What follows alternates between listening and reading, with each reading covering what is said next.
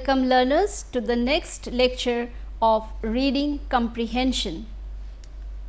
The highlights of the lecture is reading, its importance and application, intensive and extensive reading, techniques and methods of reading and processes of reading.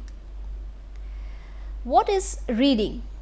Reading is a number of interactive processes between the reader and the text, in which readers use their knowledge to build, to create and to construct meaning. It is the interaction that occurs between the reader and the text, whereby the reader constructs meaning based partly on the knowledge drawn from the text and partly from the existing knowledge that the reader has. This interactivity occurs simultaneously among the many component skills that results in comprehension. Reading is the process of looking at a series of written symbols and getting meaning from them. When we read, we use our eyes to receive written symbols, that is letters, punctuation marks and spaces, and we use our brain to convert them into words, sentences and paragraphs that communicate something to us. How to improve these reading skills? Reading is a receptive skill, though we receive information, but the complex process of reading also requires the skill of speaking, so that we can pronounce the words that we read. In this sense, reading is also a productive skill, in that we are both receiving information and transmitting it as well, even if it is only to ourselves. Reading can be either oral or silent. It is interesting that while reading, different levels of meaning should be obtained from the same material. It is said that anyone who has learned to read and can read many sentences whose meanings are completely unknown to him. We often infer from the facts which are not stated explicitly and try to read again to guess the meaning with the help of the context. That is a process known as word recognition. To avoid this and improve our reading skills, we should equip ourselves with the understanding of the morphology and the rules of word formation, that is how words are formed and used. This is a process called as comprehension, understanding both the understanding between the words and the formation of the sentences. Enhancing your vocabulary will help to increase the speed of reading, or we may call it as fluency. It is not necessary that every time you encounter a word and the meaning is same. To know the exact meaning, you will have to refer the dictionary. Sometimes a word would have a meaning when used in isolation and a different meaning altogether when used in a group of words. So let us see this reading, its importance and application. Speaking is natural, while reading and writing are not. Out of the 4 basic skills, reading is a very important skill for academic and professional progress. It is related to your everyday activities like reading advertisements, books, technical documents that one comes across every day, where one has to read and understand. So, when you read a text, you must comprehend the following, that is author's purpose, the central idea, the cause and effect if there is, and other one is compare and contrast of the ideas, then facts and opinions, then sequencing of the ideas, in the paragraphs, and from there in all the paragraphs you have to draw inferences, and also you must know how to summarize it. A good reading comprehension improves your reading speed, thus improves the effectiveness of your communication. Comprehending what we read is the most demanding aspect of our reading. So, when you read a text, you comprehend the following, what we have discussed. There are two primary forms of reading, that is intensive and extensive reading. So, intensive reading is used to teach or practice specific reading strategies or skills. The text is treated as an end in itself. If it is done for complete understanding of the text by focusing on various aspects, on the other hand, intensive reading involves several skills, namely predicting the content, understanding the gist, scanning, role of paragraphs and sequences of sentences. In extensive reading, on the other hand, involves reading of large quantities of materials directly and fluently. It is treated as a means to an end. So, it is done only for overall understanding. It is done at a very superficial level. It may include reading simply for pleasure or reading technical, scientific or professional materials. So, what are the techniques and methods of reading? So, reading without comprehension is just equal to hearing and not listening. Extensive reading of text is more academic and may involve two typical types of reading, that is scanning for key details or skimming for essential meaning. A relatively quick and efficient read either on own or after scanning or skimming will give a global or general meaning. Both act as a useful strategies for speed and swift reading. So, look at what is scanning. Scanning is a reading skill used to locate or specific information quickly. For example, dates, numbers, examples and definitions. Scanning is the technique you use when you are looking up for a name in a telephone directory or a word in a dictionary. You move your eye quickly over the pages to find particular words or phrases that are relevant to the task you are doing. The steps of scanning are: you must ask yourself, what are you looking for? Look for highlighted words, for example, words in italics or bolds in the essay or paragraphs. Look for definitions. Look for numbers, dates and statistics. Look for examples including diagrams. Do not stop the movement of your eye till you find the specific information. Have a thorough knowledge of the content of complex materials. Use a pointer to help you move swiftly through the text. Try to develop your own technique of understanding the text. Now, skimming is another form of reading.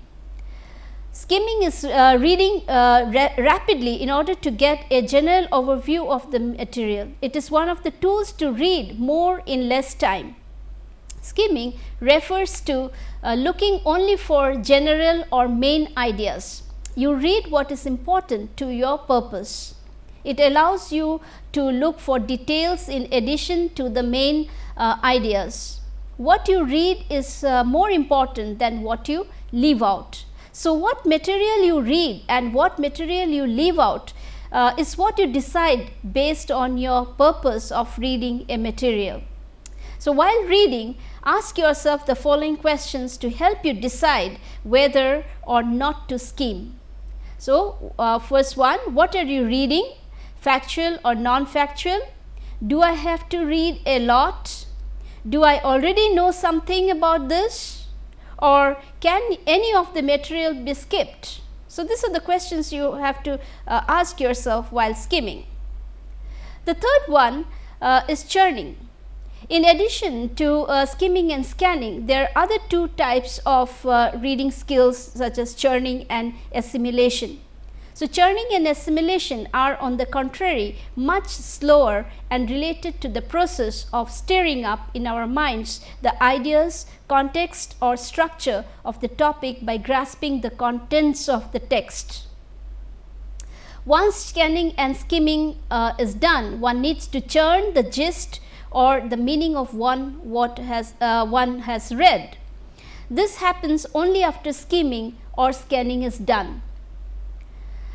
Churning helps one to find the primary or the secondary meaning of what one reads. The churning process is 1. The process of interpretation, 2. Reading between lines. So, find out the hidden meanings intended by the author, and inferring the lexical and contextual meaning, and lastly understand the coherence. The last one is assimilation. Assimilation refers to comprehending the text so that one is able to summarize the complete contents of the text. It includes the understanding of the structure of the text, punctuations, author's point of view, and is able to paraphrase long and complex sentences or ideas from the original text. So, sometimes we can predict the given passage and thus helps you to comprehend quickly even before reading the whole passage. One must remember that in order to predict, you should develop the skill of rapid reading, because a good reader is able to think ahead, hypothesize and predict. So, if the subject is known, one should easily spot the topic sentence, that is the main theme of in every paragraph or the idea in a paragraph, the headings, subheadings, the diagrams, illustrations and cohesive markers like pronouns, repetitions and transitions, and thus helps in the process of predictions. So, we have here 3 stages of the processes of reading. In stage 1, pre-reading or planning for reading. In stage 2, reading for reading or while reading, and stage 3, post reading or reflection on what you read.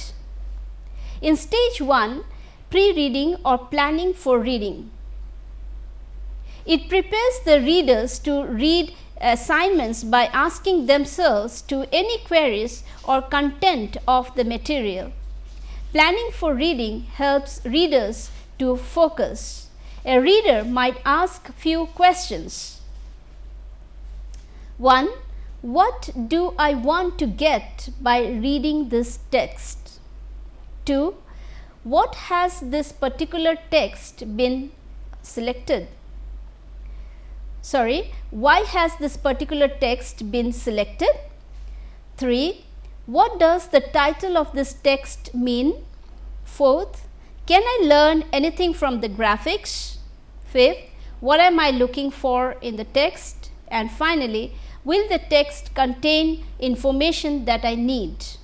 So, once you prepare this pre-reading stage, then you finally go to the reading or reading process. After the first stage, the reader starts reading the text. This will depend on the nature of the text. Now, what you are reading? You are reading a newspaper article, you are reading a journal, or you are reading a storybook. There are no definite approach though, but the following points will help the students with good reading strategies. 1. Identify the topic point or the sentence or the writer's argument. That is the first important point, one must do it. See if you can find out any assumptions about the text.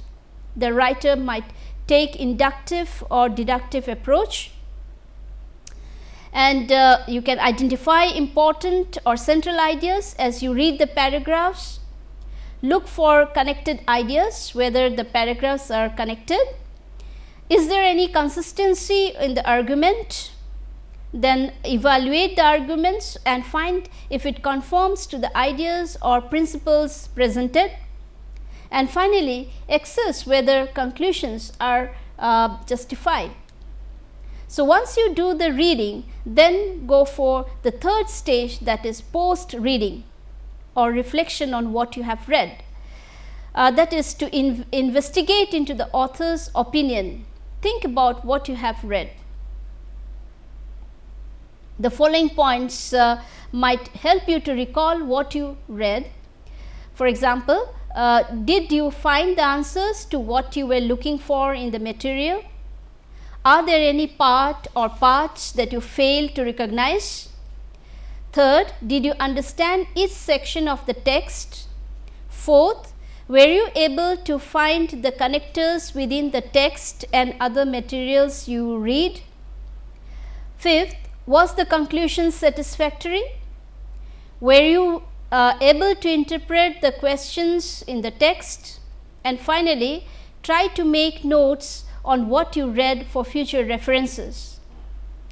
So, learners, to attain a good reading skills, one must often read louder so that you can speak well when needed.